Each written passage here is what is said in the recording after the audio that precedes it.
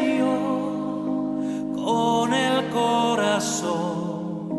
Santo es tu nombre, oh Dios. De tu gracia y favor cantaré, tu nombre alabaré. Cantaré al Señor con el corazón. Santo es tu nombre, oh Dios. De tu gracia y favor cantaré, tu nombre alabaré. Decimos, vamos al libro de Cantares, capítulo 2, hermanos, para compartir la enseñanza que Dios nos dio. Libro de Cantares, capítulo 2, a partir del versículo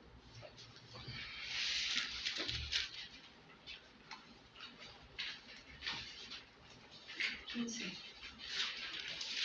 hasta llegar al versículo 15.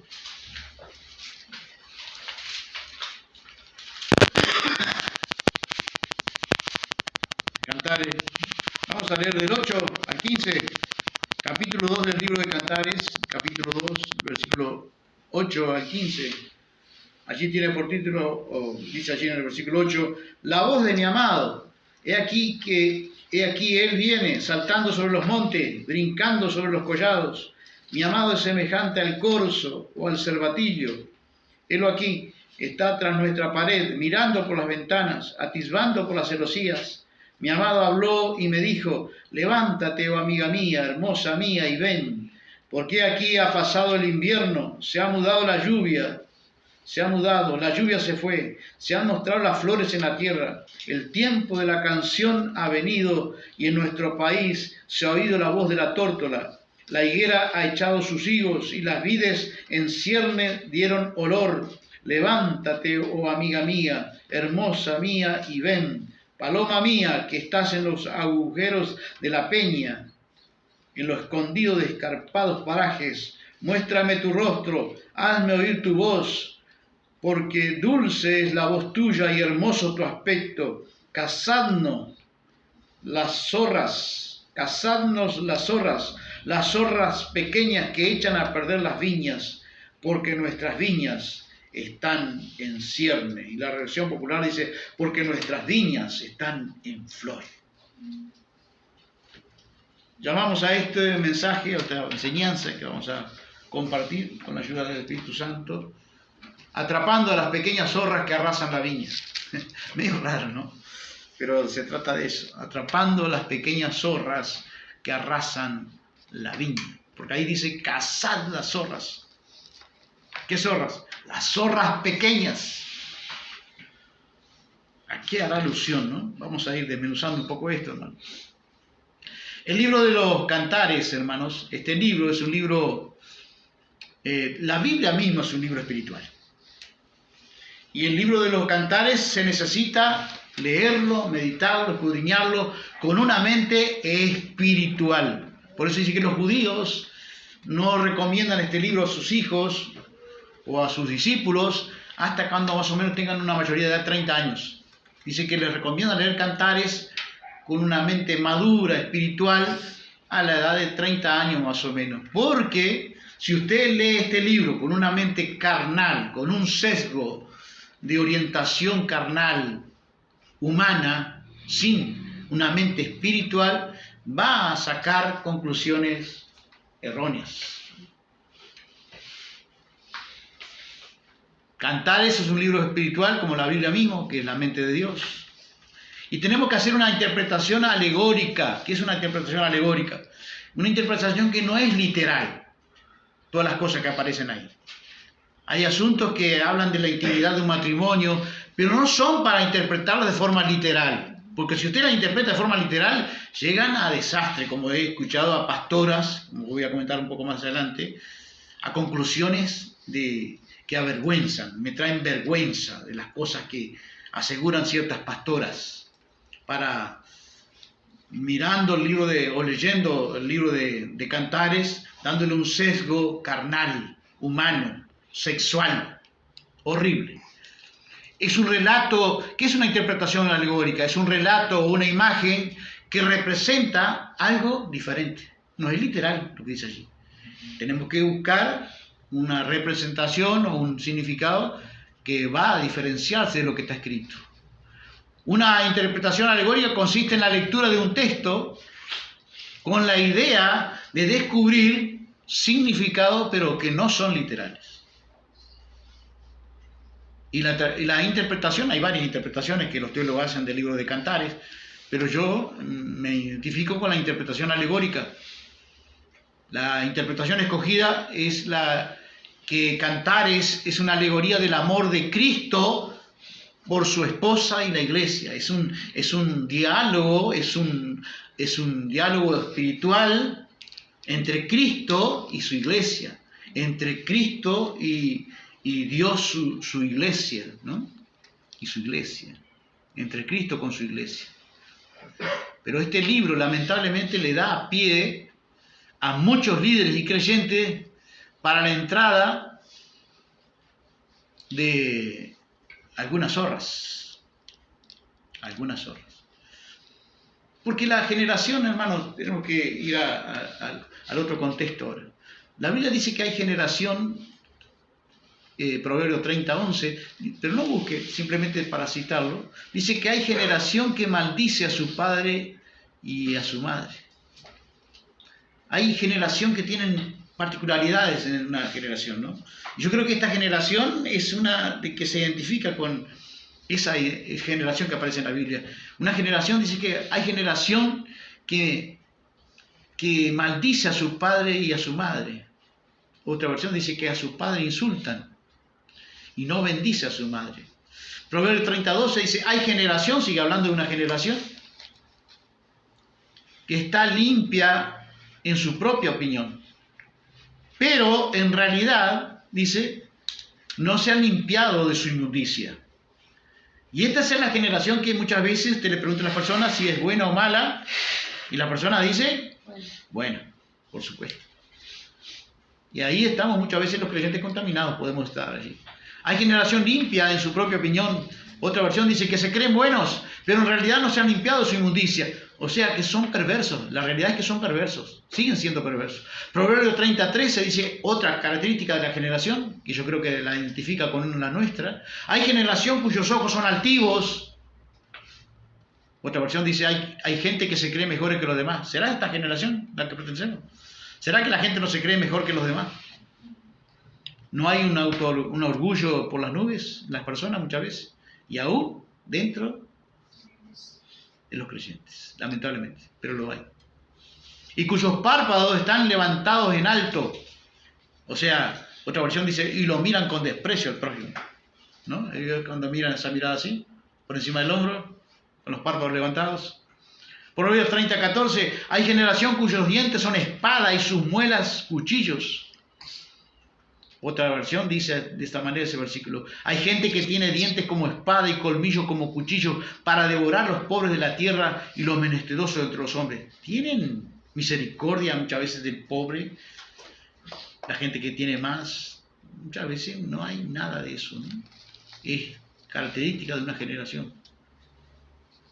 Otra particularidad de esta generación, yo estaba en cierto lugar y un niño fue vacunado, ¿no? Ustedes no pueden entender, no pueden saber los gritos que pegaba ese niño, ¿no?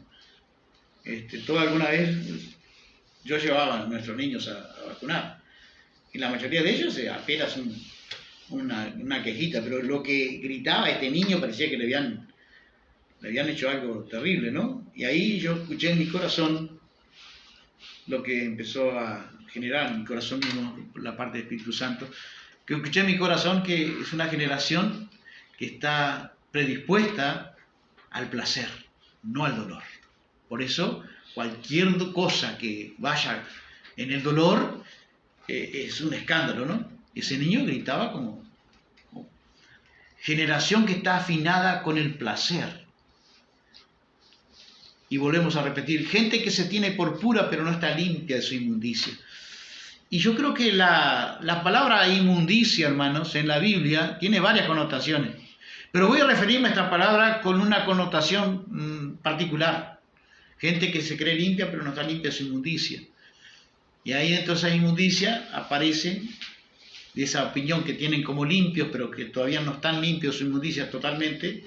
Podemos estar contaminados. La Biblia dice que nos despojémonos de toda contaminación de la carne y del espíritu, y la iglesia puede estar contaminada. Jesús dijo, vosotros ya estáis limpios por la palabra, pero luego dijo también, ustedes no necesitan sino lavarse los pies, porque los pies es sinónimo de que podemos ir en el camino cristiano, en el camino de la vida cristiana. Yo creo que la iglesia se ha corrompido, se ha contaminado de muchas maneras, y una de las maneras que se ha contaminado es con la inmundicia.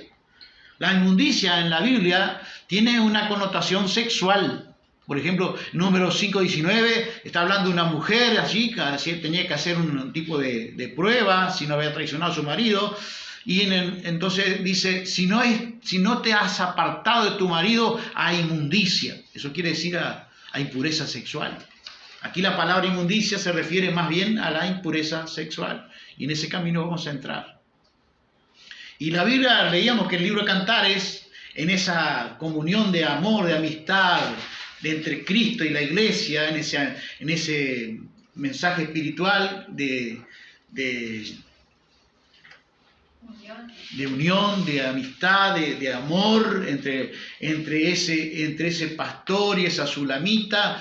Allí podemos ver, y tenemos que mirarlo así, en un ámbito espiritual, es Cristo con su amor y su relación con la iglesia.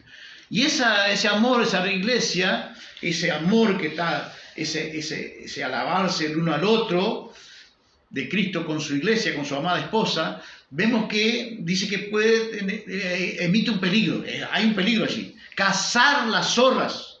¿Cuáles son las zorras que tenemos que cazar? Las zorras de las chicas, las pequeñas zorras. ¿Qué hacen las pequeñas zorras? Destruyen la viña. La viña lleva el sentido de la iglesia, la relación de amor, de amistad. Esas pequeñas zorras pueden romper esa relación de amistad. ¿Qué son las pequeñas zorras? ¿A qué podemos estar haciendo alusión? Las pequeñas zorras son pequeñas alusiones, pequeñas concesiones, pequeñas permisividades que nos podemos dejar nosotros, nos podemos dar, pequeños gustos que sabemos que van a contramano de la palabra, pero que nos permitimos, y esas pequeñas zorras, pequeñas concesiones, pequeñas cosas, a no darles importancia, van a entrar. Las pequeñas cosas, muchas veces, hermanos, es la que nos va a traer o nos va a llevar a los grandes pecados. Las pequeñas zorras.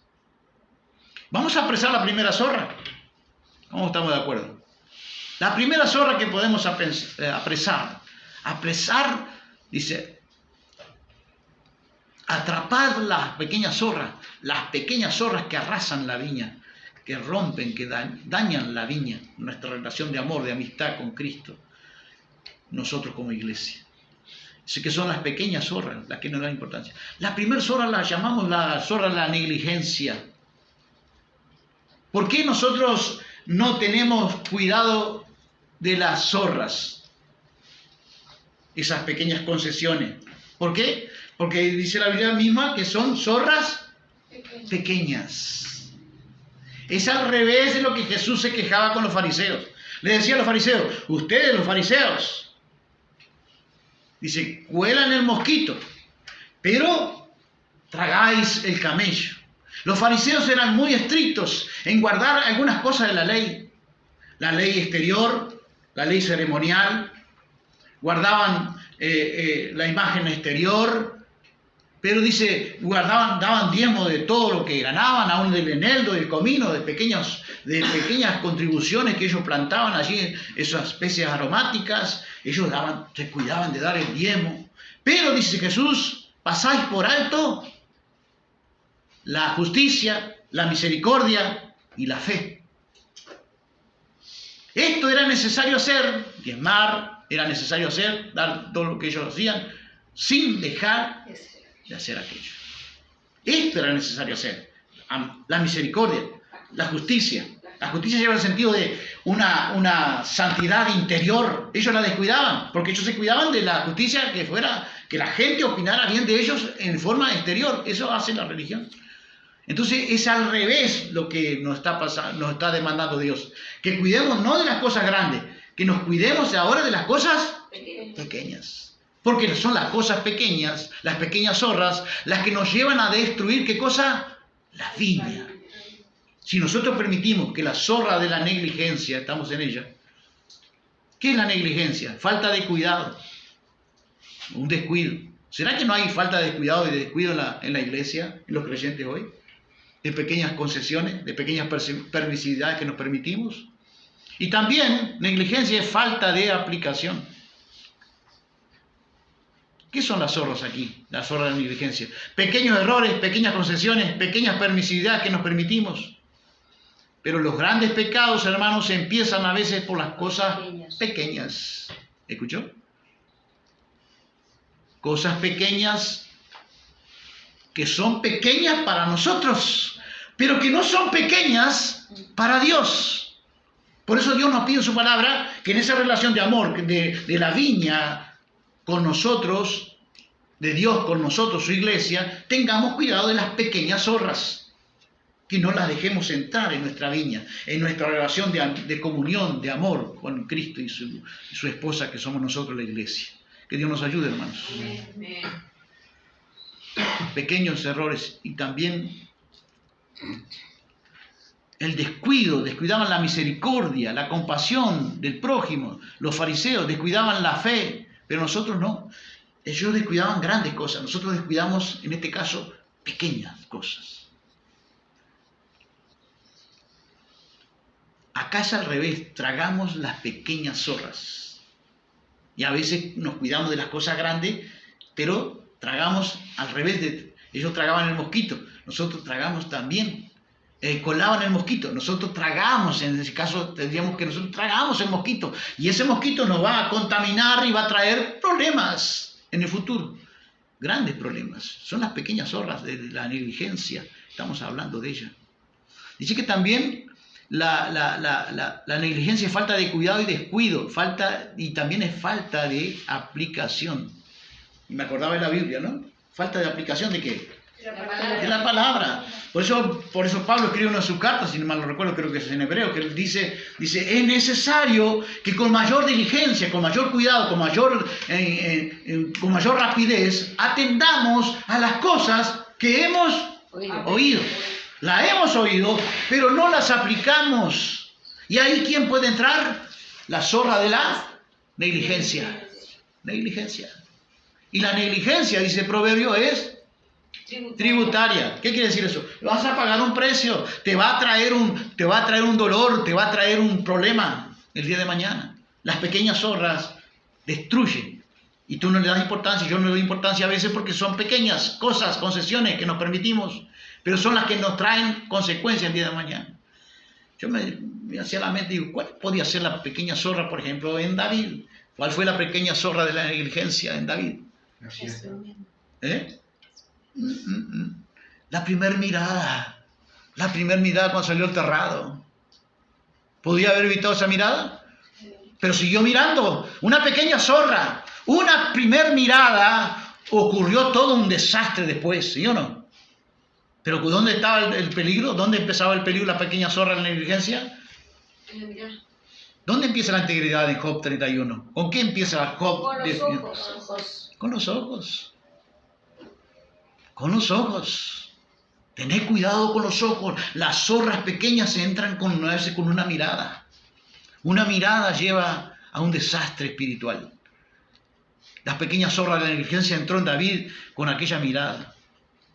Vamos a mirar otra negligencia, otra zorra. Vamos a cazar otra zorra, la zorra de la sensualidad. ¿Será que la zorra de la sensualidad no entró en la iglesia? ¿Qué es la sensualidad? Son pequeñas concesiones a los placeres del cuerpo. Pequeñas concesiones que nos podemos dar a los placeres del cuerpo. La sensualidad puede ser definida como la inclinación a satisfacer los los placeres del cuerpo. La sensualidad del mundo está en tope, ¿no? Dios mío. Es la libre complacencia de los placeres carnales. El mundo le da libre complacencia a los deseos carnales. De tal manera que dice que se van a sorprender de que nosotros no corramos en el mismo desenfreno de desilusión, de corrupción que ellos corren. ¿Será que la iglesia no está contaminada con esa zorra? ¿No ha entrado la zorra de la sensualidad? Yo creo que sí.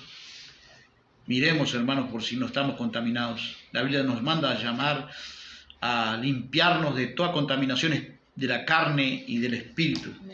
Los placeres del cuerpo, pequeñas permisividades a los placeres del cuerpo, placeres carnales. Los impíos están en la sensualidad casi que sin barreras, sin restricciones.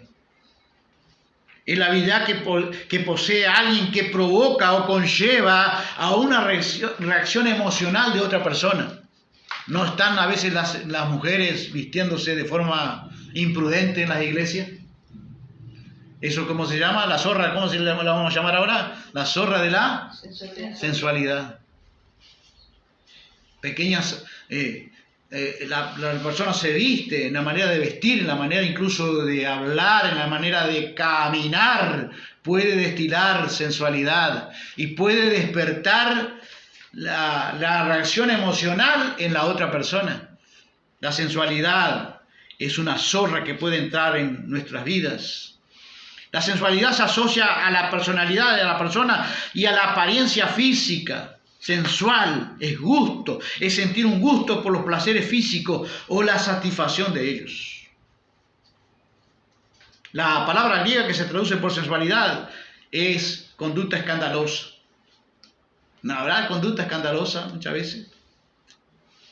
De la forma en que se visten las hermanas, algunos hermanos también, He visto pastores, es una vergüenza, con pantalones tan ajustados, tan llamativos para llamar la atención de las hermanas o de los hermanos, llamando a las hermanas. La sensualidad dentro de la iglesia está muchas veces a flor de piel, hermanos. Que Dios nos ayude a ver las pequeñas zorras si han entrado en nuestra congregación, en nuestro corazón. Que Dios nos ayude a cazarlas, porque el amado pastor de nuestras almas nos dice: cazad las zorras pequeñas, porque son las que hacen más daño. Y son las que hacen daño justo cuando el viñedo está en flor. No solamente comen alguna fruta, es que hacen daño, rompen. Y hay que cazarlas. Estamos hablando del ámbito espiritual. Amén. La sensualidad de los impíos es una completa entrega a la gratificación de los sentidos. La Biblia habla de que los falsos maestros, dice que ellos, los sensuales, habla de ellos como los sensuales. ¿Cómo define una persona sensual? Lo que no tienen al espíritu con mayúscula. Los maestros tienen una particularidad, son sensuales. ¿Qué quiere decir eso? Se guían por los sentidos, tienen una inclinación deformada, distorsionada, abundante, hacia ser llevado por los sentidos. ¿Cuáles son los sentidos? La vista, el oído. Sobre todo la vista, el oído. ¿Qué más? El tacto. El gusto. Que Dios nos ayude, hermanos, a no darle toda la gratificación de los sentidos, porque tenemos que mortificar la carne.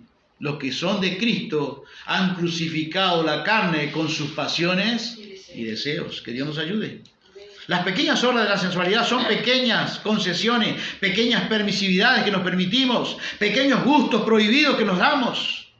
David estaba en la primera mirada, allí tenemos la zorra de la sensualidad, que permitió que esa mirada lasciva en David fuera el comienzo para la pérdida del total control sobre las pasiones de la carne.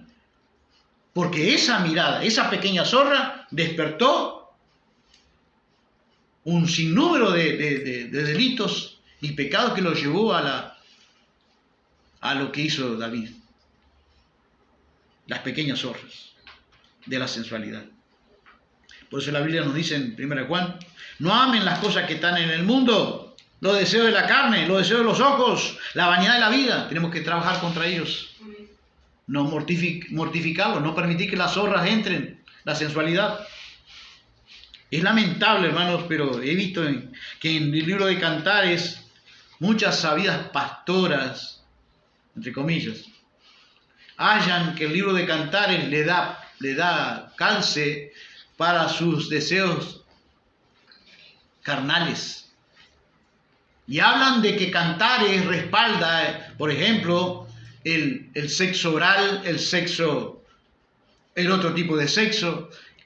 Hablan de que Cantares respalda incluso el uso de juguetes eróticos en la pareja matrimonial, en el lecho matrimonial. Es una vergüenza que las mujeres, que son mujeres que tienen, ¿qué clase de zorra tienen en su corazón? Las zorras de la sensualidad. Y hallan en la Biblia, o ven en la Biblia, lo que ellas quieren ver. Usan la Biblia para respaldar los deseos de su corazón. Por eso tenemos también los creyentes hoy que andan solamente preguntando qué es lo que se puede para poder hacer lo que se puede. Me puedo tatuar, puedo tomar alcohol, puedo ir a baile, puedo hacer esto. Las pasiones naturales que nosotros tenemos, hermanos, que Dios las puso, no necesitamos incentivarlas. Amén. El diseño del sexo matrimonial dentro del lecho matrimonial está perfectamente diseñado por el Creador. No necesitamos ni juguetes eróticos, como escuché a un cierto teólogo de renombre decir que el tener acceso a juguetes eróticos en el lecho matrimonial es asunto que está reservado a la pareja. Pero es una locura, hermanos.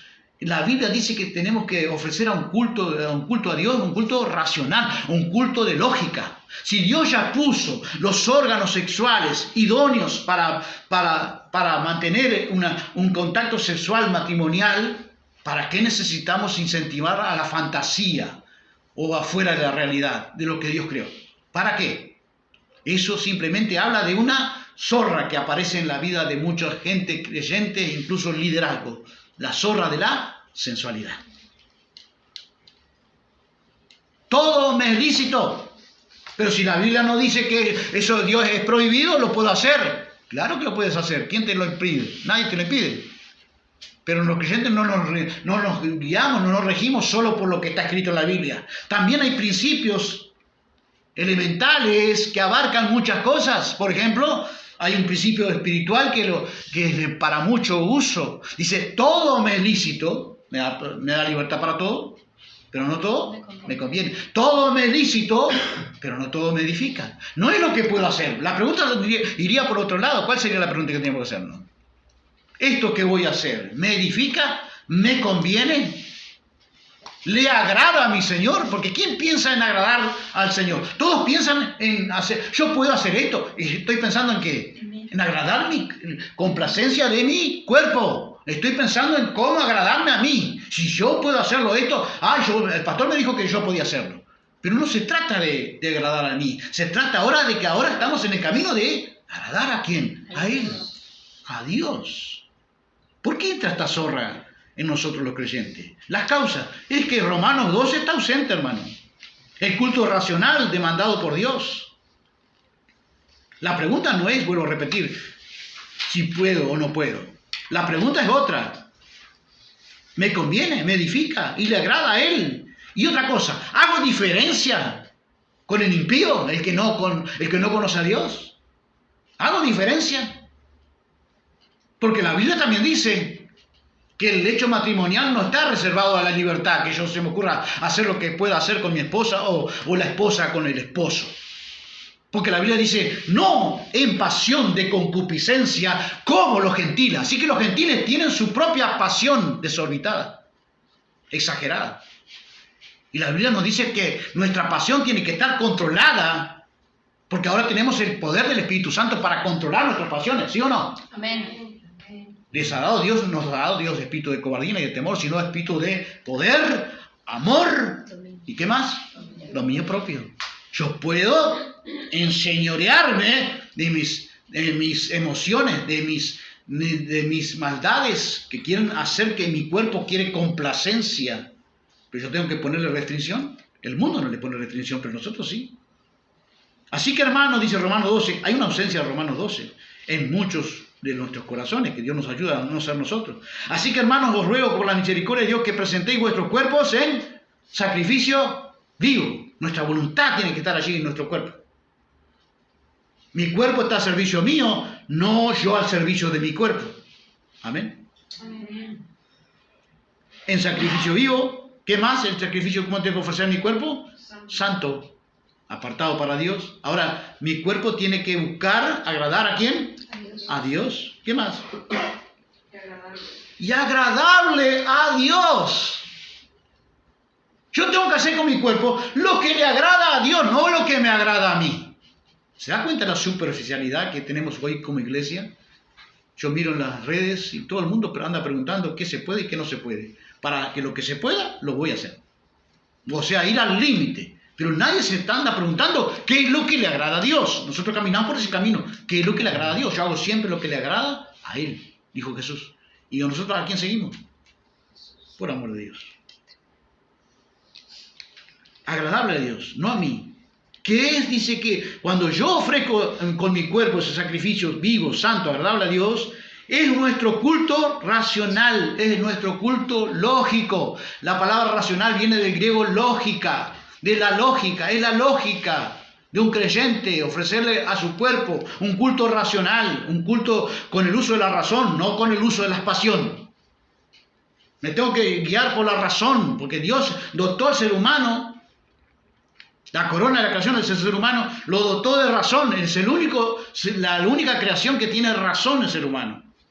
Puede evaluar, puede comparar. Que Dios nos ayude a ofrecerle ese culto racional, culto de lógica. Otra versión dice, no vivan ya según los criterios del tiempo presente. Al contrario, cambien su manera de pensar. ¿Por qué por qué los creyentes a veces podemos permitir convivir con la zorra de la sensualidad? Porque no hemos cambiado, ¿qué cosa? Nuestra manera de pensar. Por eso Romanos dice, transformen su manera de pensar para que así puedan conocer. ¿Qué cosa vamos a conocer si transformamos nuestra manera de pensar? La buena voluntad de Dios. ¿Qué es lo que a Dios le agrada? ¿Qué es lo que Dios quiere? Pero para eso tenemos que cambiar nuestra manera de pensar, para que así cambien su manera de vivir y lleguen a conocer la voluntad de Dios, es decir, lo que es bueno, lo que es grato, lo que es perfecto. ¿Para quién? No, lo que es bueno, lo que le es grato, lo que es perfecto. ¿Para quién? Para Él. Para Él. Estamos para agradar a Él, no para agradarme a mí. Porque en el reino de Dios existe solo una voluntad. ¿Cuál es? La voluntad de Dios. Los creyentes dicen que estamos en el reino de Dios. Si estamos en el reino de Dios, existe solo una voluntad en el reino de Dios. ¿Cuál es? La de Dios, la voluntad de Dios. ¿O acaso no lo decía Jesucristo? Mis hermanos, mis hermanas, mi madre y mis hermanos, mis hermanas, ¿quiénes son? Los que hacen la voluntad de Dios. Estamos para hacer la voluntad de Dios, no para la nuestra. Y vuelvo a repetir, 1 Tesalonicenses 4:5. La conducta sexual de un cristiano dentro de su matrimonio debe ser diferente a la permisividad que prevalece en la actualidad. Estamos en un mundo distorsionado de la sensualidad, totalmente exagerado en la sensualidad. Dios nos ha dotado de pasiones que tienen que ser controladas. Un culto racional con nuestro cuerpo. Amén, hermanos. Amén.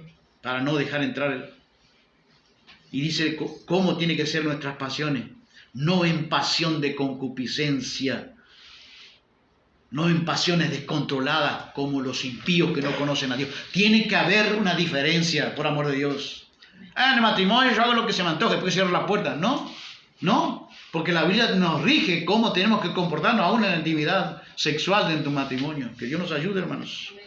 No en pasión de concupiscencia como los gentiles que no conocen a Dios, sino que tienen que ser pasiones moderadas, no descontroladas.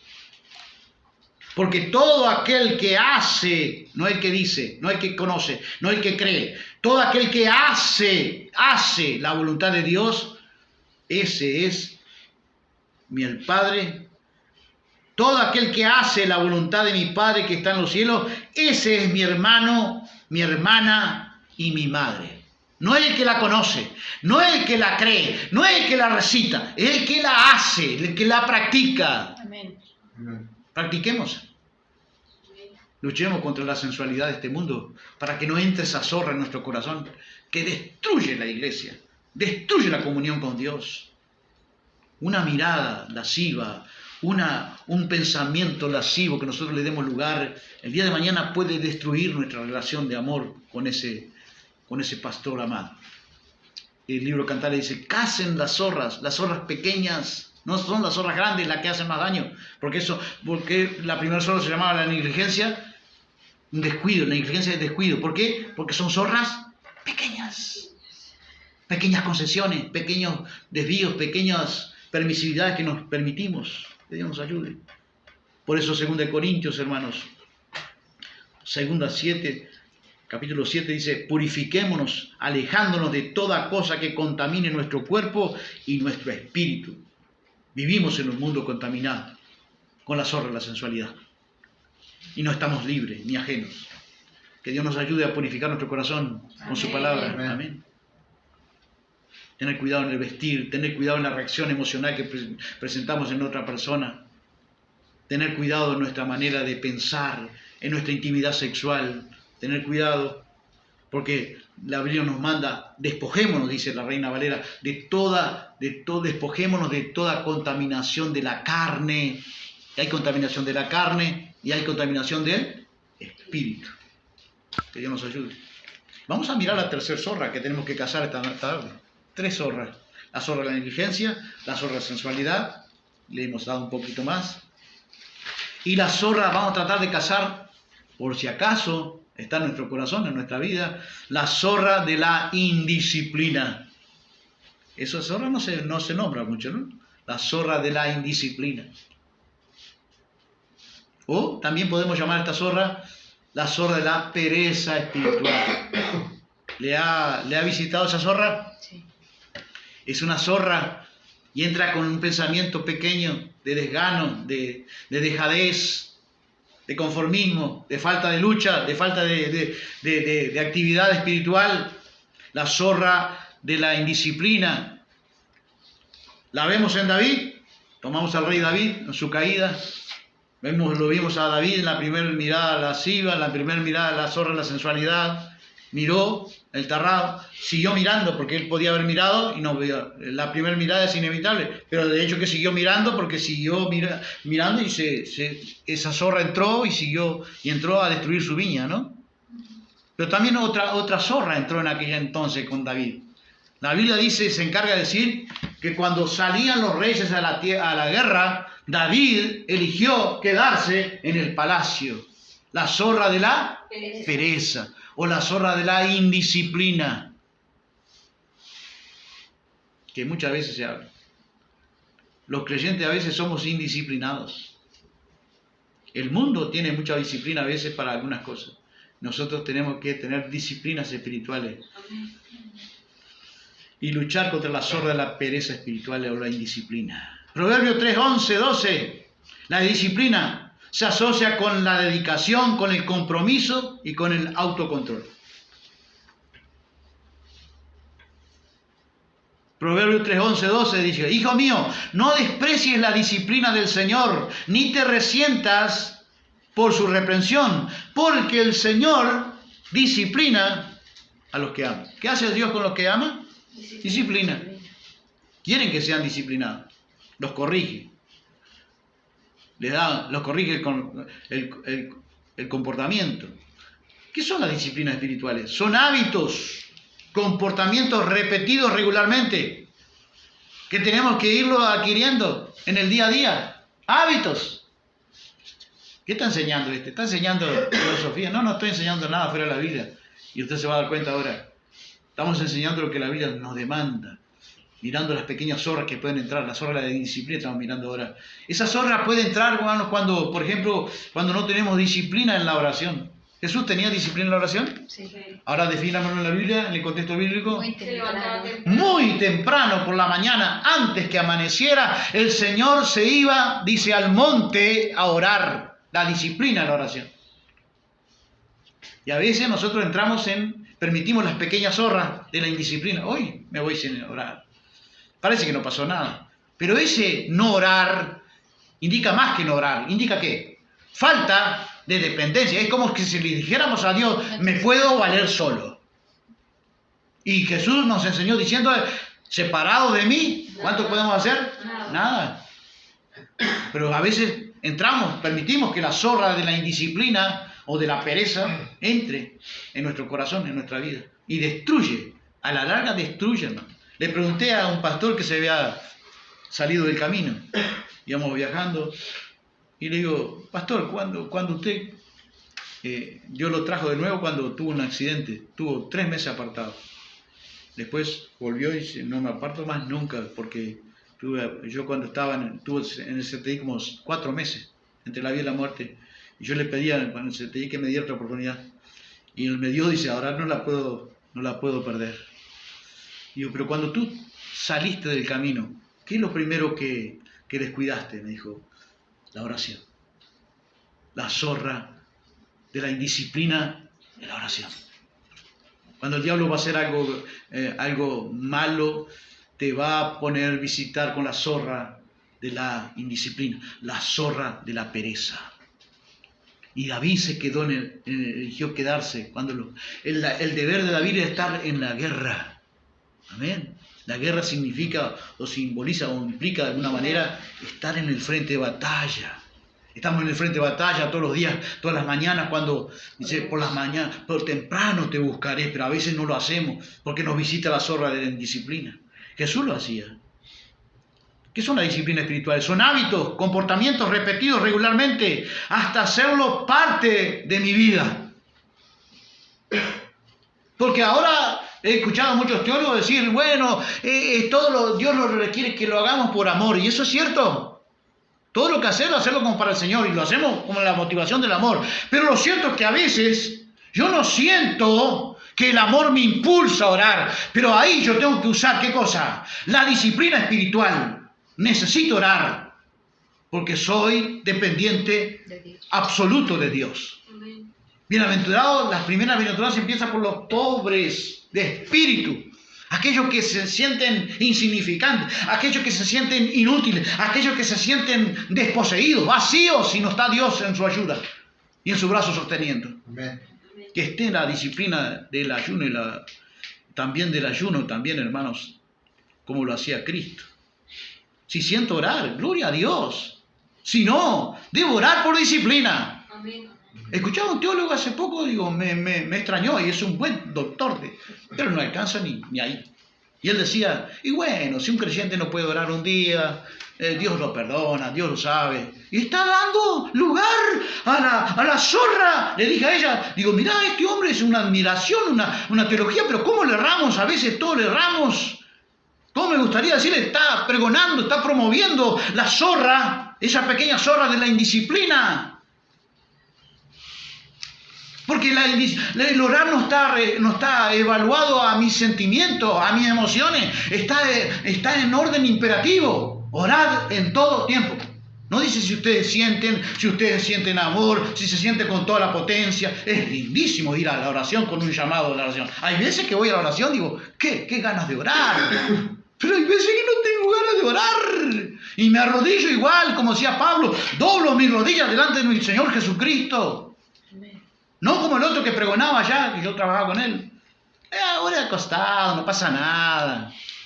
Pero si yo tengo las 2 palabras acostadas y se duerme. Pablo, tengo que seguir con el camino a la excelencia. Pablo dice, doblo mis rodillas delante de nuestro Padre, del Señor Jesucristo. Que Dios nos ayude, hermanos, a ir por el camino del amor, el camino de la excelencia, calidad de vida. La disciplina espiritual son comportamientos autoimpuestos que nos conducen al crecimiento interior, a la madurez espiritual y a la conexión con Dios. ¿Quién me estoy acordando? Me estaba acordando cuando elaboraba esto en mi corazón de Daniel. ¿Daniel tenía disciplina en la oración? Al contrario de lo que hacemos nosotros, ¿no? Cuando viene el problema, ahora voy a orar, ahora voy a ayunar. Porque claro, vino el problema, vino la enfermedad, vino el problema. Pero ¿por qué no lo hicimos antes? ¿Quién estaba con nosotros? ¿Quién estaba con nosotros? La zorra de la pereza, la zorra de la indisciplina. Pero cuando vino la persecución en Daniel, dice que Daniel siguió orando 3 veces al día. Una disciplina en la oración. No, el Evangelio no es todo ordenado, pero requiere disciplina. Jesús mismo, el Maestro querido, nuestro Salvador, tenía disciplina para todo. ¿Sí o no? Mire, los discípulos dijeron, muy por la mañana iba al monte a orar. Juan 4:31 dice. Porque orar es dependencia. La zorra de la indisciplina. De repente vinieron los discípulos y le dijeron en Juan 4:31, Maestro, come algo. Y él lo comió. ¿Por qué? Dijo. ¿Vosotros? ¿Cuál fue la respuesta? Maestro, come algo. ¿No lo veían comer? Y el maestro le dijo, Jesús le dice, come algo. Yo tengo una comida, 4:32 de San Juan, yo tengo una comida que comer que vosotros no sabéis. ¿Cuál era la comida que estaba comiendo? Ayuno. Estaba ayunando. Estaba alimentando su espíritu. El ayuno es una comida que a veces nosotros, la indisciplina no nos permite hacer. ¿Te has levantado con ganas de ayunar, pero no lo haces? Ay, no puedo. Señor, dame ganas para ayunar. No lo vas a tener nunca. Vas a tener que usar un día la disciplina y determinar, hoy determiné ayuno y voy a ayunar. Porque no está en sugerencia el ayuno. Dijo el Señor, vendrá el tiempo cuando el esposo le será quitado y entonces ayunarán. Lo dio por hecho. No dijo que usted y yo íbamos a sentir ganas de ayunar. No. Y él estaba ayunando en ese día y le dijeron, come algo. Dijo, yo tengo una comida que vosotros no sabéis. Porque esa comida, ¿qué hacía? El ayuno era una disciplina que lo ayudaba en la misión que tenía que enfrentar por delante. Y los días que estamos nosotros por delante, ¿será que un ayuno la disciplina del ayuno no nos va a ayudar para los días que tenemos por delante, para cuando venga el problema? ¿O vamos a empezar recién a sacar la zorra de la indisciplina cuando viene el problema, cuando viene la enfermedad, cuando viene la tribulación? Ahí recién empezamos a ayunar, ¿sí o no? ¿Por qué los creyentes hacen todo de atrás para adelante? Porque tenemos la zorra de la indisciplina o la pereza espiritual. No hacemos algo hasta que no nos pase algo. Pero la vida cristiana no es así. Es una muestra, una pauta de disciplinas espirituales que tenemos que cultivar. Y lo vemos en la vida de Cristo nuestro Señor y Salvador. La disciplina de escudriñar las Escrituras. ¿Por qué tenemos que escudriñar las Escrituras? Porque ellas hablan de Jesús. ¿Por qué la gente no conoce al Jesús de la Biblia y se dejan engañar por cualquiera? Porque no tienen la zorra de la pereza, la zorra de la indisciplina. No leen las Escrituras. Pero que yo no tengo ganas. Ore para que Dios me dé gana. No te va a dar nunca gana. Porque Dios bendice al esforzado. Los vagos no heredan el reino de Dios, hermanos. Que nadie piense que va a llegar al reino de Dios con la vagancia, con la zorra de la indisciplina. Dios cuenta con nuestra colaboración en ese caso, dentro de la gracia, dentro de la gracia. La disciplina dentro de la gracia, siempre dentro de la gracia, en unión con Cristo, por nuestra comunión con Cristo, por nuestra unidad con Cristo. Tenemos que resaltarlo. La disciplina de servicio.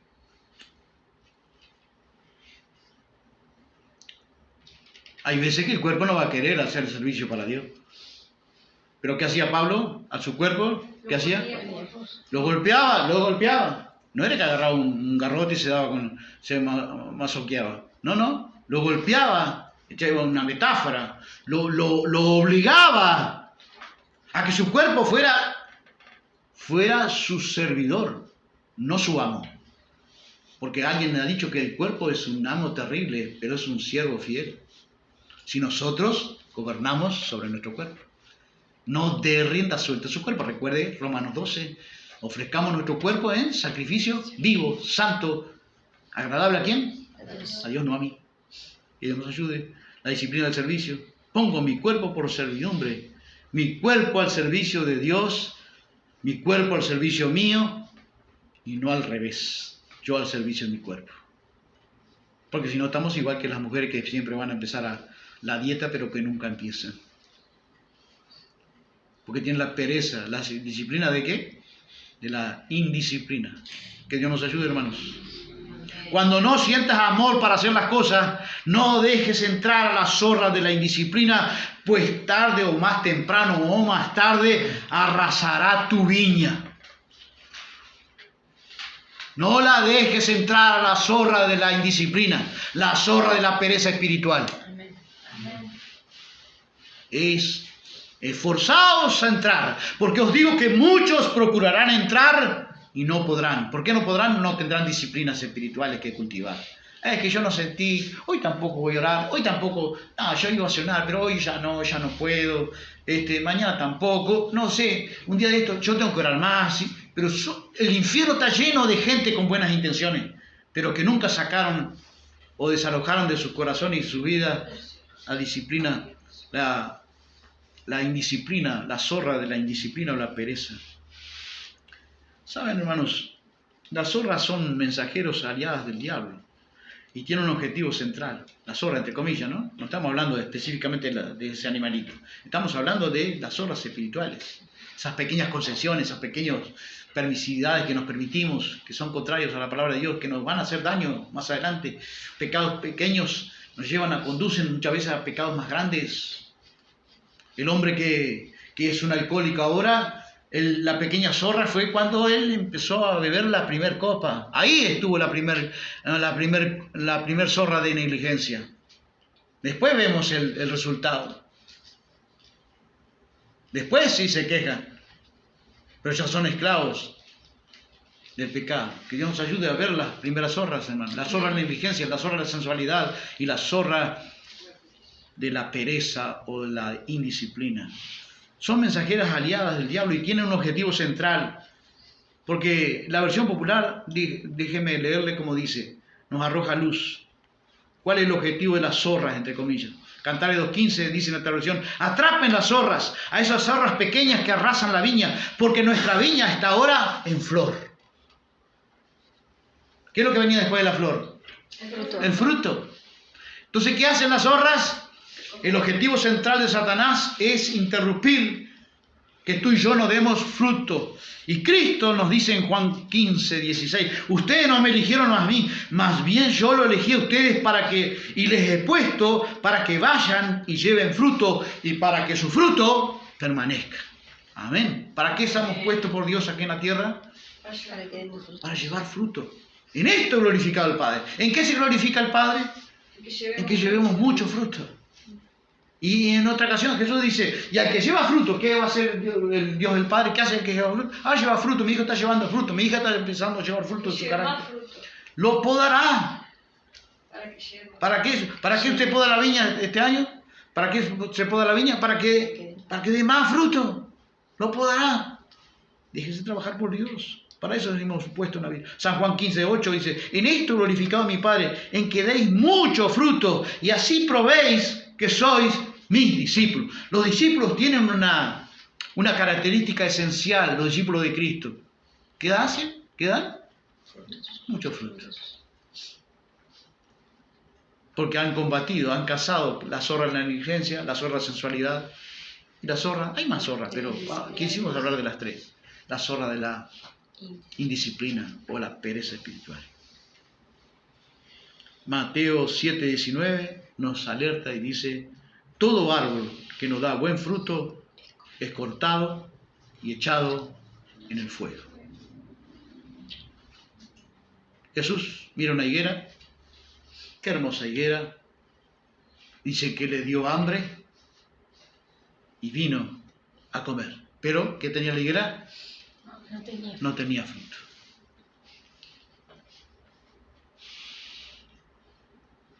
Dice que no era tiempo de fruto, así que no era culpa de la higuera. Estaba hablando de otro fruto espiritual. Dijo, nunca jamás coma nadie de ti fruto. Y en otra parábola dice que el viñador vino 3 veces a buscar fruto y no lo halló. Dijo, córtala. Y alguien le intercedió por él, por esa higuera que no tenía fruto, y dijo, Señor, déjala este año hasta que yo cabe, la abone, la cuide, y si no da fruto, la cortará después.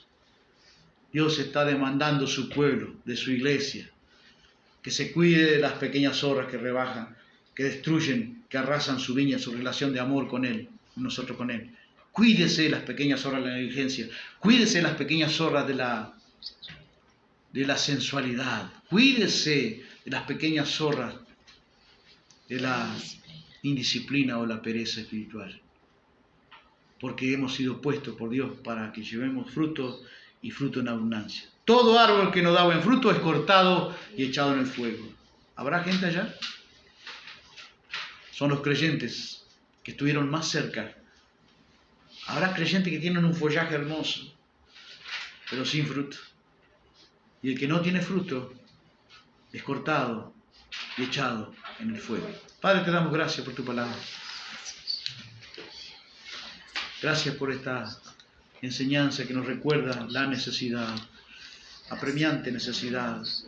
Dios mío, con tu gracia, dar fruto, con la gracia de tu Espíritu Santo, dar fruto que glorifique tu nombre. Padre, Dios de misericordia, aquel que puede escuchar, que puede oír, que puede verse, Señor, con las zorras, pequeñas zorras de la negligencia, las zorras de la sensualidad, o las zorras de la indisciplina o la pereza espiritual. Podamos examinar nuestro corazón, Señor, quitarlas de nosotros, despojándonos de toda contaminación de la carne y del espíritu, Señor, y permítenos estar en forma pura delante de tus ojos para que podamos dar fruto, Señor. Ayúdanos a cultivar la disciplina, ayúdanos a cultivar, oh Dios, a tener cuidado de la sensualidad de este mundo, no contaminarnos. Ayúdanos, Padre, a tener cuidado de la negligencia, porque la negligencia es tributaria, paga un delito, paga, Señor, un precio carísimo muchas veces. Padre, ayúdanos a cuidar esta salvación tan grande que tú nos has dado en Cristo, Señor. Pedimos, como siempre, la bendición sobre esta enseñanza, todo aquel que pueda oír, que pueda aplicar, Señor, que pueda recibir la luz de tu bendito Evangelio del Reino y pueda encontrar en Cristo, Señor, esa luz de salvación que salva su alma para gloria tuya, Padre. En el nombre de Jesús, Padre, bendice, Señor, a nuestros amigos que pueden oír y que puedan recibir aquel toque divino en su cuerpo, aquel que estén enfermos, como siempre rogamos, porque tu palabra dice y encontramos en ella que tú confirmabas la palabra con las señales que la seguían y tú no has cambiado. Tu palabra dice que eres inmutable, que no hay sombra ni mudanza de variación, dice tu palabra de ti, oh Padre, las luces. Por eso te rogamos en el nombre de Jesús, que extienda tu mano y toque los cuerpos enfermos, sanando personas para confirmación y exaltación de tu bendita palabra del reino. En el nombre de Cristo Jesús pedimos extensiva tu misericordia a todo aquel que pueda oír, pueda recibirla y pueda practicarla. En el nombre de Jesús, con el poder y la unción y la gracia de tu Espíritu Santo. Diciendo como siempre, Padre, que la gracia de nuestro Señor Jesucristo, el amor de nuestro Padre Celestial y la comunión de tu Espíritu Santo sea con todos nosotros y con nuestros amigos. En el nombre de Jesús decimos amén, amén y amén. Que Dios les bendiga. Muchas gracias.